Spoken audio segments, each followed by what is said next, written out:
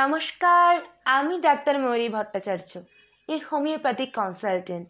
আজকে আমি আবার আপনাদের সামনে চলে এসেছি একটি অত্যন্ত গুরুত্বপূর্ণ মেডিকেল ভিডিওস নিয়ে। সুতরাং এই গুরুত্বপূর্ণ মেডিকেল ভিডিওসটি আপনারা স্কিপ না করে পুরোটা দেখবেন, জানবেন এবং গুরুত্বপূর্ণ কমেন্টস করবেন এবং কিছু জানার থাকলে অবশ্যই জানাবেন কমেন্টের মাধ্যমে। আমি সাধ্যমতো আপনাদের উত্তর দেওয়ার অবশ্যই চেষ্টা করব। আমরা বর্তমানে প্রতিনিয়তই বিভিন্ন শারীরিক সমস্যার সম্মুখীন হই এবং অনেক সময় এমন পরিস্থিতিরও সৃষ্টি হয় যে কোনো মেডিকেল হেল্প নেওয়ারও উপায় থাকে না আপনাদের। সেই ক্ষেত্রে আপনারা কি করবেন, এই বিষয় নিয়ে আজকে আমি কিছু গঠনমূলক গুরুত্বপূর্ণ মেডিকেল ভিডিওস করতে চলেছি। সুতরাং এই ভিডিওসটি আপনাদের জন্য অত্যন্ত গুরুত্বপূর্ণ হতে চলেছে।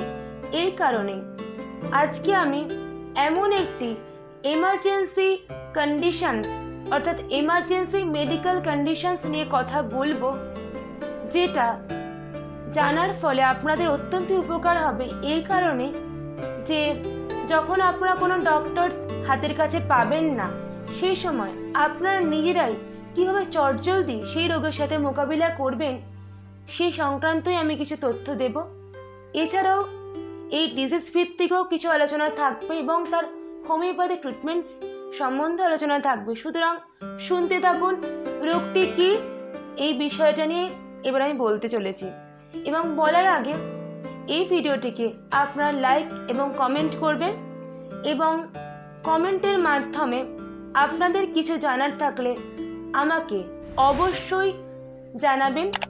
রোগ সম্বন্ধীয় এবং এর হোমিওপ্যাথিক ট্রিটমেন্ট সম্বন্ধীয় যে কোনো রকম তথ্য আমি আপনাদের এই ভিডিওসের মাধ্যমে দেওয়ার অবশ্যই চেষ্টা করব। আপনারা আমার চ্যানেলটিকে অবশ্যই সাবস্ক্রাইব করে পাশে থাকা বেল বাটনটি অবশ্যই প্রেস করে দেবেন। শুরু করছি আমার আজকের টপিকস।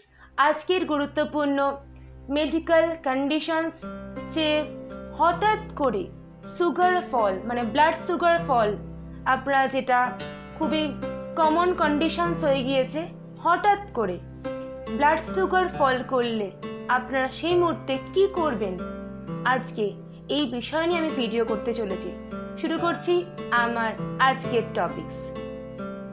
ধরুন মাঝরাত্রে কোনো মানুষ হঠাৎ করে অজ্ঞান হয়ে গেলেন, অর্থাৎ ফেন্টিং অ্যাটাকস হলো এবং হঠাৎ করে সেই মুহূর্তে সেই মানুষটি বা অন্য কোনো সিচুয়েশন এমন তৈরি হলো অন্য কারো ক্ষেত্রে যে অর্ধচেতন হয়ে অনেকে ভুল বকাও অনেক সময় শুরু করেন, যেটাকে আমরা ডাক্তারি পরিভাষায় বলি ডেলিরিয়াম স্টেজ।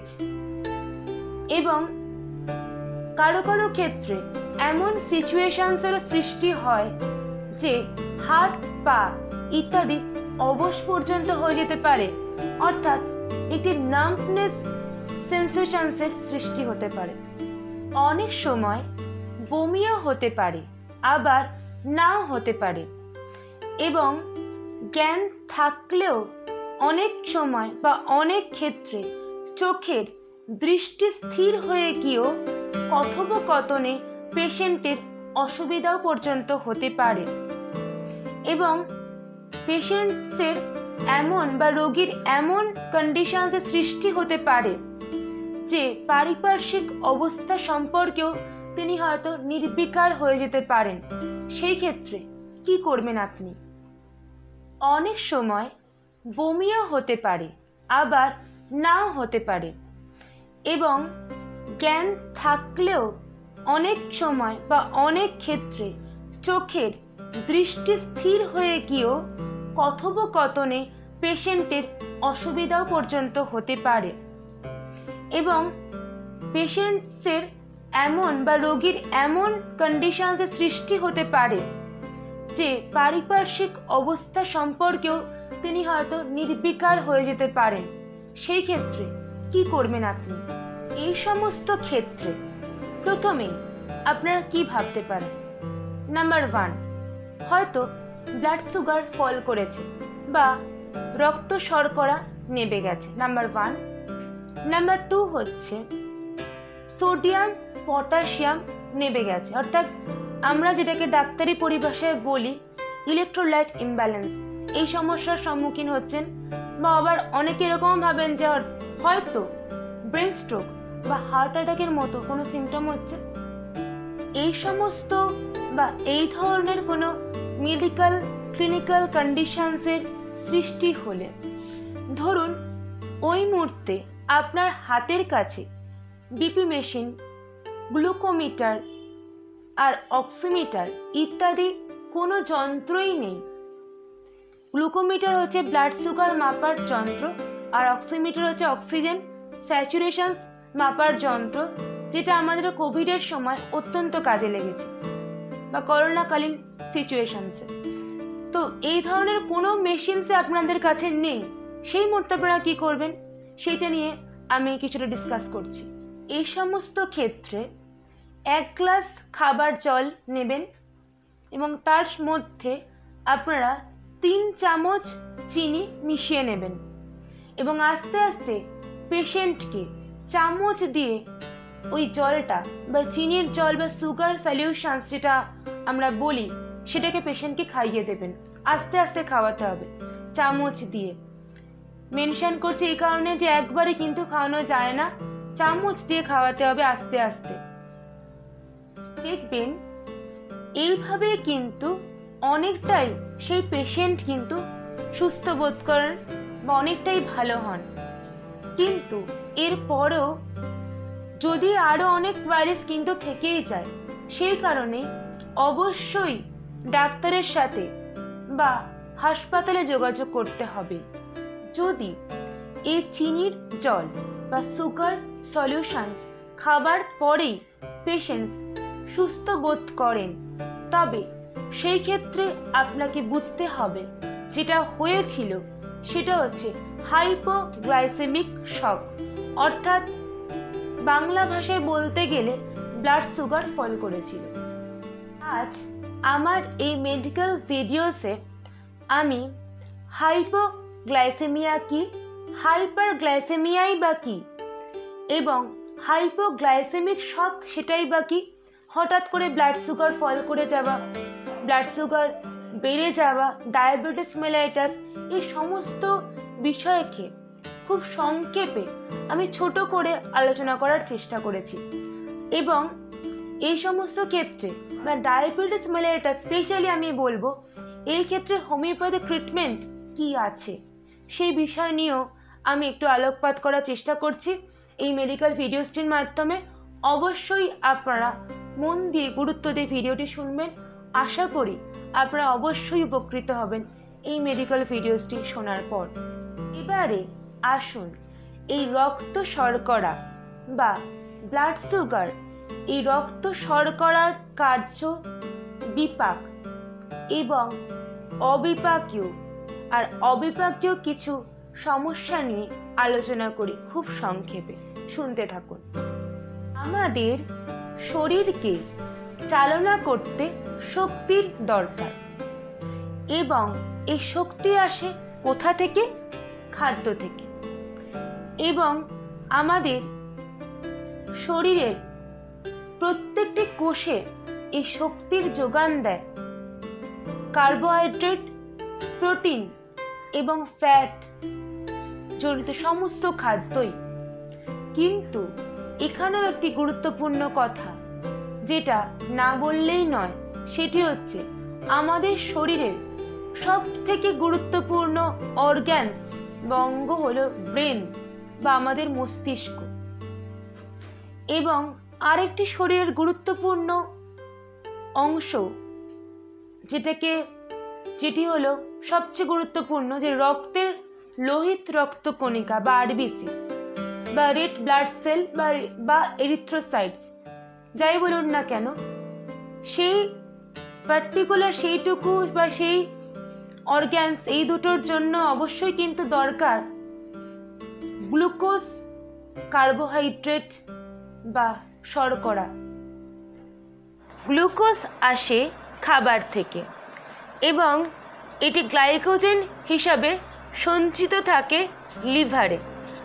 আর গ্লুকোজ প্রধানত তৈরি হয় নন কার্বোহাইড্রেট প্রিকারসার যেমন পাইরুভেট, অ্যামাইনো অ্যাসিড ও গ্লিসারল থেকে। এবারে আসি প্যানক্রিয়াস বা অগ্ন্যাশয়ের কথায়।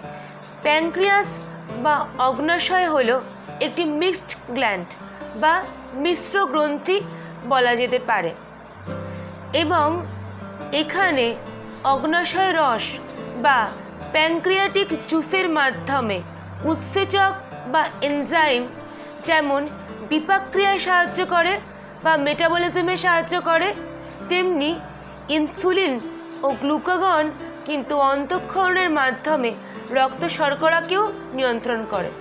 মূলত অগ্ন্যাশয় বা প্যানক্রিয়াসে এন্ডোক্রাইন পার্ট বা অন্তঃক্ষরণ পার্টে 1 to 2 million islets of Langerhans cells আছে।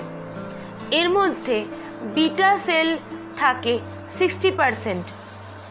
এই বিটা সেল থেকে ইনসুলিন নামক হরমোন ক্ষরিত হয় যা রক্ত শর্করাকে নিয়ন্ত্রণ করে। এবার বলি হঠাৎ রক্ত শর্করা কমে কেন? নাম্বার 1, খাবার না খেলে, অর্থাৎ অনেকক্ষণ ধরে এমটি স্টমাক থাকলে বা উপবাসরত অবস্থায় বা স্টারভেশন। নাম্বার 2 হচ্ছে ইনসুলিন হরমোনের অধিক নির্গত হওয়া, কার্বোহাইড্রেট প্রিকারসরের কর্মক্ষমতা কমে গেলে। আর লাস্ট পয়েন্টটা হচ্ছে যেটা খুবই গুরুত্বপূর্ণ, যে মেডিসিনাল ওভারডোজ। এর ফলে কিন্তু হঠাৎ গ্লুকোজ কমে গিয়ে পূর্বে বর্ণিত সিমটমস তৈরি হয়। রক্ত শর্করার নিয়ন্ত্রণের জন্য একটি উন্নত মানের চিকিৎসার প্রয়োজন হয়। আমাদের দেশে, ভারতবর্ষে প্রায় 12% মানুষ কিন্তু এই ডায়াবেটিস মেলাইটাস নামক রোগটিতে ভুগছেন।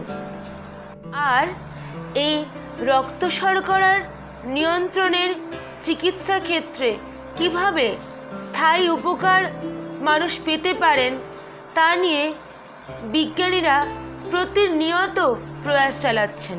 মূল কথা, খালি ওষুধ নয়, জীবনযাত্রার মান, চিন্তাভাবনা ইত্যাদি সবেরই পরিবর্তন। নিয়মিত ব্যায়াম বা ফিজিক্যাল এক্সারসাইজ, তার সাথে পরিমিত খাদ্যাভ্যাস এবং এর সাথে হোমিওপ্যাথিক মেডিসিন চললে অবশ্যই মানুষ উপকার পেতে পারেন। আমরা হোমিওপ্যাথরা রোগীর চিকিৎসা করি, রোগের নয়।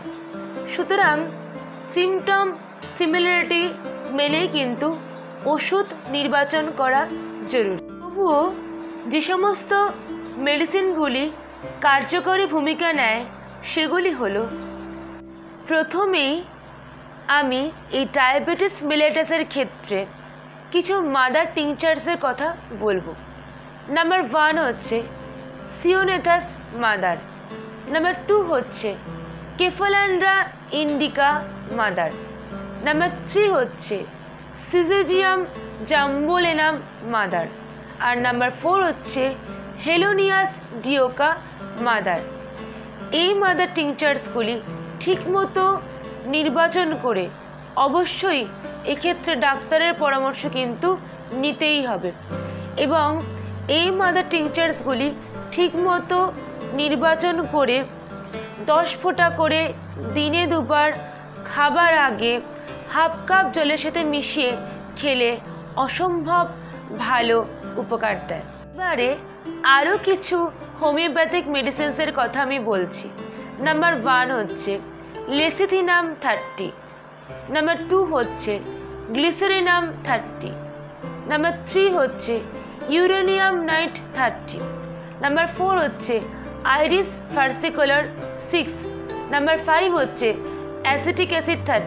তবে শেষ করছি এই কথাটা বলে যে পরিমিত খাদ্যাভ্যাস, নিয়মিত যোগব্যায়াম বা ফিজিক্যাল এক্সারসাইজ আর হোমিওপ্যাথিক মেডিসিন, এই তিনটির মেলবন্ধনে বা এইগুলো নিয়মিত অভ্যাস করলে তবেই কিন্তু এইসব রোগীদের ভালো রাখতে পারে। এইভাবে এইসব রোগীরা এই রোগের হাত থেকে অচিরেই মুক্তি পেতে পারেন। আমার চ্যানেলটিকে অবশ্যই সাবস্ক্রাইব করে পাশে থাকা বেল বাটনটি অবশ্যই প্রেস করে দেবেন এবং আমার এই ভিডিওটিকে লাইক এবং কমেন্ট করতেও কিন্তু ভুলবেন না। কিছু জানার থাকলে অবশ্যই কমেন্টের মাধ্যমে আমাকে জানাতে পারেন। আমি আপনাদের প্রশ্নের অবশ্যই উত্তর দেওয়ার চেষ্টা করব সাধ্যমতো। নমস্কার, ধন্যবাদ, ভালো থাকবেন।